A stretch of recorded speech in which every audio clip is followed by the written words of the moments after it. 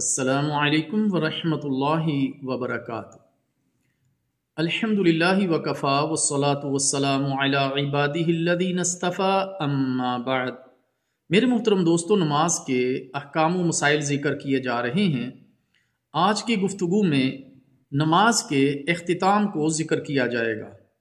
آخری تشہد میں جب آپ نے تشہد پڑھ لیا، درود شریف پڑھ لیا اور دعائیں پڑھ لیں، دعاؤں کے بعد دائیں طرف السلام علیکم ورحمۃ اللہ وبرکاتہ کہیں گے اور پھر بائیں طرف السلام علیکم ورحمۃ اللہ وبرکاتہ کہیں گے۔ رسول اللہ صلی اللہ علیہ وسلم اپنے چہرے مبارک کو اس حد تک وہ لے جاتے تھے کہ پچھلے والا رسول اللہ صلی اللہ علیہ وسلم کے رخساروں کی سفیدی دیکھ سکتا تھا۔ سنن ابی داؤد۔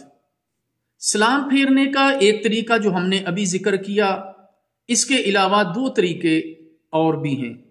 دائیں طرف سلام پھیرتے ہوئے السلام علیکم ورحمۃ اللہ وبرکاتہ اور بائیں طرف سلام پھیرتے ہوئے السلام علیکم ورحمۃ اللہ کہا جائے۔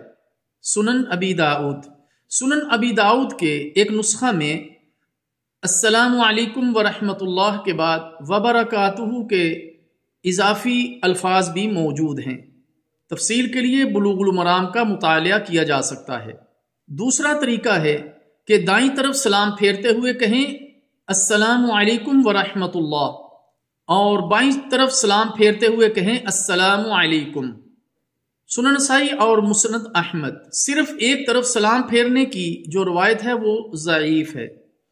اللہ تعالیٰ جل شانہ سے دعا ہے کہ اللہ تعالیٰ ہمیں ان مسائل کو سمجھنے اور عمل کرنے کی توفیق عطا فرمائے۔